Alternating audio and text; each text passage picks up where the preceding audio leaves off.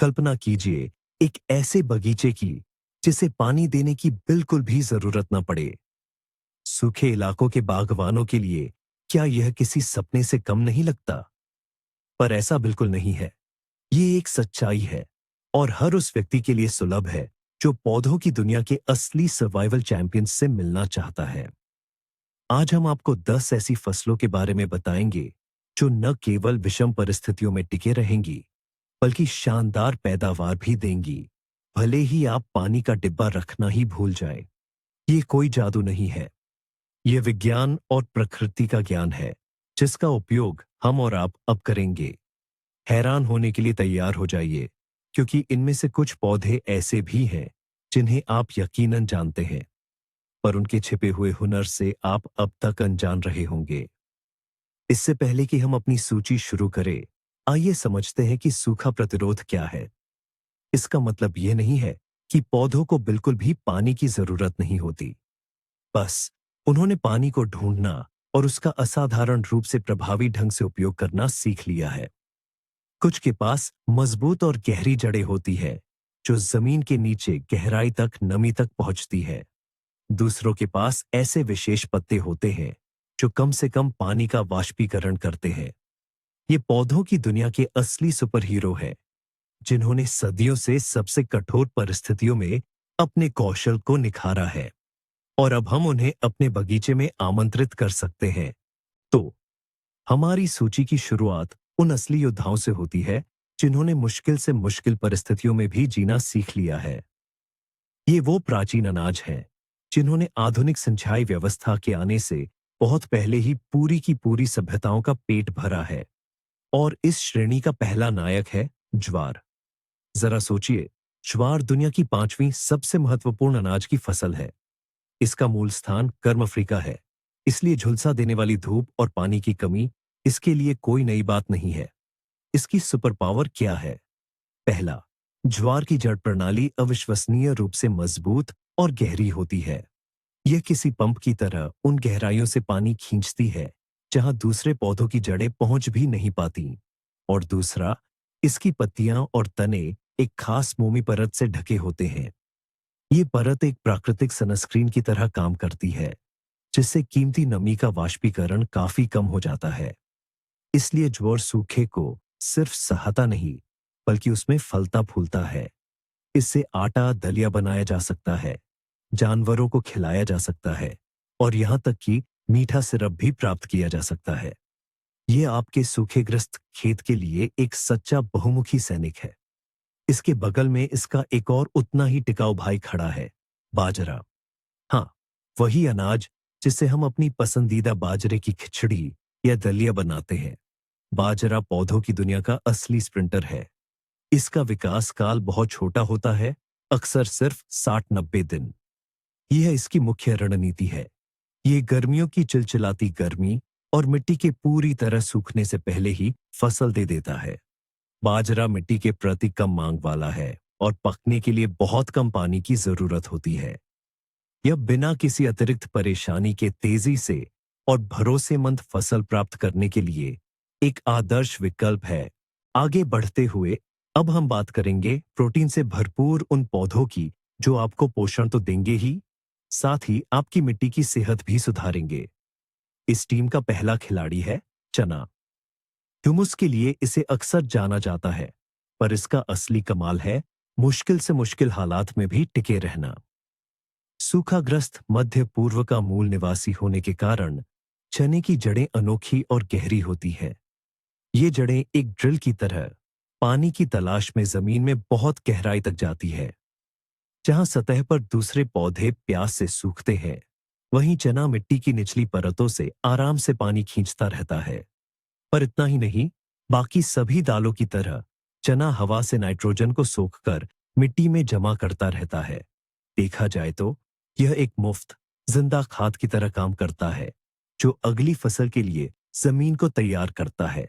इसका दूसरा साथी है विग्ना, जिसे हमारे यहाँ अक्सर लोबिया या बरबटी के नाम से जाना जाता है। ये गर्म मौसम के लिए किसी वरदान से कम नहीं है। विघ्ना को धूप बेहद पसंद है और यह सूखे को भी बखूबी झेल लेती है। वहां भी जहां सामान्य फलियां कब की हार मान चुकी होती, ये मुलायम हरी फलियां देती है जिन्हें पूरा खाया जा सकता है, साथ ही सूखे दाने भी। और हाँ, पिघना भी उतनी ही लगन से मिट्टी को नाइट्रोजन से समृद्ध करती है। तो ये हुई दोहरी जीत। आपको पौष्टिक फसल भी मिलती है और बिना किसी रसायन या ज्यादा पानी के आपकी जमीन की उर्वरता भी बढ़ती है। और उन कंद मूलों के बारे में क्या कहे, जो अपनी मुख्य पैदावार को जमीन के नीचे तेज धूप से दूर छिपाकर रखते हैं। इस मामले में हमारे पास एक निर्विवाद नेता है, शकरकंद, जिसे मीठा आलू भी कहा जाता है। इसे सामान्य आलू से न मिलाए, ये बिल्कुल अलग पौधे हैं। शकरकंद एक उष्णकटिबंधीय बेल है जिसे गर्मी बहुत पसंद है और यह पानी की कमी को भी आसानी से झेल लेती है। इसकी रणनीति सरल और शानदार है। जमीन के ऊपर यह अपने सुंदर पत्ते फैलाता है जो एक हरी चादर बनाते हैं, मिट्टी को सूखने से बचाते हैं और खरपतवारों को बढ़ने से रोकते हैं। और सबसे कीमती चीज जमीन के नीचे होती है। वहां ठंडक और पर्याप्त नमी में शकरकंद अपने बड़े, मीठे और अविश्वसनीय रूप से पौष्टिक कंद बनाता है। जब ऊपर जमीन पर सूखा पड़ रहा होता है, तब जमीन के नीचे पैदावार बनाने का काम शांतिपूर्ण और सुनियोजित तरीके से चलता रहता है। शकरकंद की जड़ प्रणाली पानी ढूंढने में बहुत कुशल है और इसके घने पत्ते पानी के वाष्पीकरण को कम करते हैं।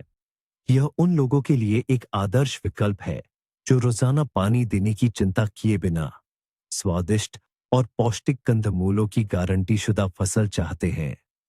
शकरकंद बागवानी की दुनिया का असली छापा मार है, जो चुपचाप लेकिन बहुत प्रभावी ढंग से काम करता है। हमारी सूची के अंत में पेश हैं गर्म देशों के वे मेहमान जो हमारे मौसम में भी शानदार तरीके से ढल गए हैं, यह साबित करते हुए कि विदेशी चीजें भी कम रखरखाव वाली हो सकती हैं। मिलिए भिंडी से, जिसे अंग्रेजी में ओकरा भी कहते हैं।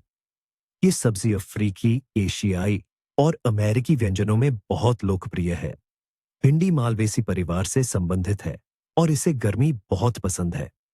जितनी ज्यादा गर्मी होती है, यह उतनी ही बेहतर उगती और फलती फूलती है। यह पौधा अपनी गहरी मूसला जड़ के कारण सूखे मौसम को आसानी से झेल लेता है। इसके युवा हरे फली विटामिन और फाइबर का खजाना है। इन्हें सूप, स्टू में डाला जाता है, तला जाता है और अचार भी बनाया जाता है। सबसे जरूरी है कि इन्हें समय पर तोड़ लिया जाए जब ये मुलायम हो। भिंडी अपने भोजन में विविधता लाने और पड़ोसियों को चौंकाने का एक शानदार तरीका है और इसमें एक बूंद भी ज्यादा पानी खर्च नहीं होता। और हमारे सभी के पसंदीदा टमाटरों का क्या? क्या उन्हें हमेशा भरपूर सिंचाई की जरूरत होती है? बिल्कुल नहीं। दुनिया भर के प्रजनक वैज्ञानिक लंबे समय से सूखा प्रतिरोधी किस्मों को विकसित करने पर काम कर रहे हैं। आप तेबाराओ, मंगोलियन ड्वार्फ जैसे किस्मों को खोज सकते हैं या अन्य जिन्हें विशेष रूप से सूखा प्रतिरोधी के रूप में चिह्नित किया गया हो। उनका रहस्य अक्सर उनकी अत्यधिक विकसित जड़ प्रणाली में छिपा होता है, जो गहराई से नमी निकालने में सक्षम होती है। इसके अलावा सही कृषि तकनीकें जैसे कि गहरी रोपण और मल्चिंग सामान्य टमाटर की किस्मों को भी पानी की कमी को बेहतर ढंग से सहन करने में मदद करेंगी। तो टमाटर की रसदार फसल बिना हर दिन पाइप लेकर खड़े हुए, यह पूरी तरह से प्राप्त की जा सकने वाली वास्तविकता है। लेकिन इस पूरी कहानी में सबसे कमाल की बात यह है, यह सिर्फ पानी बचाने या आलसी तरीके से बागवानी करने की बात नहीं है। असली ट्विस्ट यह है कि इनमें से कई फसलें हमारे पूर्वजों की भूली हुई विरासत है। ऐमारैंथ, चौलाई या ज्वार बाजरा जैसे पौधे हजारों सालों तक पूरे समुदायों के आहार का आधार थे, जब तक कि उन्हें ज्यादा पानी चाहने वाली और नाजुक फसलों ने हटा नहीं दिया। इनकी सुपर पावर सिर्फ जी सकने में नहीं है। ये पौधे अक्सर अपने लाडले या नाजुक साथियों से कहीं ज्यादा पौष्टिक और फायदेमंद होते हैं। इनमें विटामिन, मिनरल और एंटीऑक्सीडेंट का एक अनूठा संग्रह होता है। इन्हें उगाकर आप सिर्फ बिना पानी दिए फसल नहीं पाते, आप प्राचीन ज्ञान से जुड़ते हैं और अपने बगीचे को मौसम की मनमर्जियों के प्रति सचमुच टिकाऊ बनाते हैं। यह बदलती दुनिया में खाद्य सुरक्षा और समझदारी से उपभोग की दिशा में एक अहम कदम है। तो बिना पानी वाला बगीचा यह कोई मिथक नहीं, बल्कि एक समझदार माली का सोच समझकर लिया गया फैसला है। सूखा प्रतिरोधी पौधे चुनकर आप समय, पानी और मेहनत बचाते हैं और बदले में आपको एक स्वस्थ और भरपूर फसल मिलती है। यह वीडियो आखिर तक देखने के लिए आपका धन्यवाद। अगर ये आपके लिए उपयोगी रहा, तो वीडियो को लाइक करना और हमारे चैनल को सब्सक्राइब करना न भूलें, ताकि आप हमारे नए वीडियो मिस न करें। और अब आपके लिए एक सवाल, आपने कौन-कौन से सूखा प्रतिरोधी पौधे उगाने की कोशिश की है? या शायद हम आपके पसंदीदा पौधे का जिक्र करना भूल गए? अपना अनुभव कमेंट्स में साझा करें। आइए स्मार्ट गार्डनिंग के लिए पौधों का सबसे पूरा संग्रह इकट्ठा करें